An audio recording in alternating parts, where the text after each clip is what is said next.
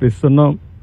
Morning బ్రేక్ఫాస్ట్కి కానీ, మధ్యాహ్నం లంచ్ కానీ, రాత్రికి డిన్నర్కి కానీ 3 సార్లు సర్వ్ చేయాలి. చాలా క్లియర్గా పెట్టుకున్నాం. ఒకే ఆదేశం ఇచ్చాను, లాస్ట్ మైల్లో ఉండే లాస్ట్ పర్సన్కి ఇది చేరాలి. ఏ విధంగా చేరేస్తారో నాకు అనవసరం, ఆర్గ్యుమెంట్స్ లేవు. No question of tolerance also. It is an emergency. ఒక ఎమర్జెన్సీ వచ్చినప్పుడు ప్రతి ఒక్క అధికారి కూడా సర్వశక్తులు ఒడ్డి అవసరమైతే మేము చెప్పిన దాంట్లో ఏమైనా డెఫిషియన్సీస్ ఉంటే మీరు కూడా కొంత మెషినరీ పెంచుకోండి. మీకు డిపార్ట్మెంట్స్ ఉన్నాయి, ఎగ్జిస్టింగ్ ఇక్కడ ఉండే డిపార్ట్మెంట్స్ ఉన్నాయి, పూర్తిగా సహకరిస్తారు. నాకు కావాల్సింది లాస్ట్ మైల్లో డెలివరీ జరిగి తీరాలి. 2 రోజుల నుంచి ఇబ్బందిలో ఉండే ప్రజలు ఇంకా కూడా ఇబ్బంది పడడానికి వీలు లేదు. అది చాలా స్పష్టంగా ఆదేశాలు ఇచ్చా. ఇంకా ఆదేశాలను అమలు చేయకపోతే చాలా కఠినంగా కూడా వ్యవహరిస్తా. ఆ విషయం కూడా చెప్తున్నా. నేను అందుకే చాలా క్లియర్గా హైరార్కీ ఇచ్చా. టెక్నాలజీ కూడా మైన్యూట్ డీటెయిల్స్ వర్కౌట్ చేసా. ఆ విషయం కూడా మీకు చెప్పాలి.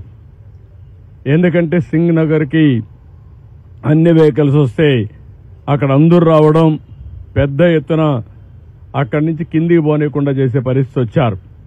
సింగ్ నగర్లో ఉండే అందరినీ కోరుతున్నా, ఎవరు అక్కడ సమావేశం కావద్దండి.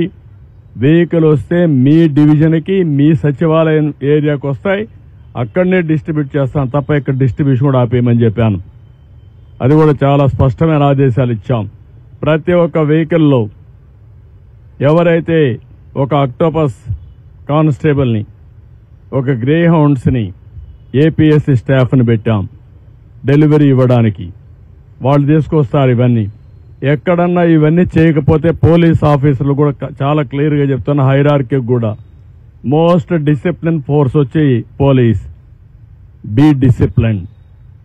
లా అండ్ ఆర్డర్ మెయింటైన్ చేసే బాధ్యత మీది. లా అండ్ ఆర్డర్ మెయింటైన్ చేయకపోతే నష్టం జరిగేది రిమోట్ ఏరియాలో ఉండే పేదవాడికి జరుగుతుంది. నేను చూశాను, వాళ్ళ బాధలు చూశాను. వాళ్ళ బాధలు చూస్తే వన్ననా తిరుతాం. ఒకటి కాదు, ఒక తండ్రి భార్యను వదిలిపెట్టి బిడ్డ బతుకు కోసం సేవ్ చేసుకోవాలని వచ్చాడంటే మనం ఊహించుకోవాలి. అదేవిధంగా ముసలవాళ్ళు, నడవలేని వాళ్ళు నీళ్లలో నడిచొచ్చి బట్టలు లేకుండా వచ్చారంటే వాళ్ళ బాధలు అర్థం చేసుకోవాలి.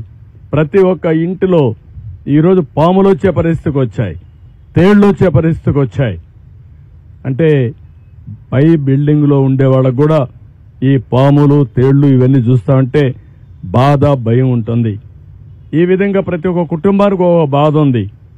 మానవతా దృక్పథంతో మనం పనిచేయాల్సిన అవసరం ఉంది. అందుకే నేను చాలా క్లియర్గా చెప్తున్నా, నేను ఐవీఆర్ఎస్ కండక్ట్ చేస్తున్నా.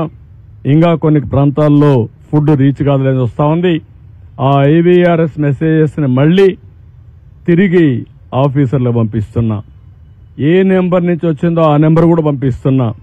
నేను అందుకనే ప్రజలందరికీ అప్పీల్ చేస్తున్నా, నేను పంపించే ఐవీఆర్ఎస్ మీకోసం పంపిస్తున్నా. మీరు ప్రాపర్గా సమాధానం చెప్పండి. ఇమ్మీడియట్గా మా ఆఫీసర్ని మీ ఇంటికి పంపించే బాధ్యత, మీకు టచ్లోకి వచ్చే బాధ్యత తీసుకుంటా. అదే సమయంలో ఏమాత్రం అవాస్తవాలు చెప్పొద్దండి, వాస్తవాలు చెప్పండి. ఇలాంటి ఒక విపత్కరమైన పరిస్థితిలో ఉండే మనమందరం ఆలోచించాల్సింది, ఎప్పటికప్పుడు మీరు సమాచారం నాకు ఇవ్వగలిగితే ఆ సమాచారాన్ని బేస్ చేసుకుని ఇమ్మీడియట్గా యాక్షన్ తీసుకుంటా. ఇంకా ఎక్కడికక్కడ నేను సర్ప్రైజ్ ఇన్స్పెక్షన్స్ కూడా వెళ్తున్నాను. నేను అందరి అంత చెప్తున్నాను, ఇంతవరకు 2 రోజులు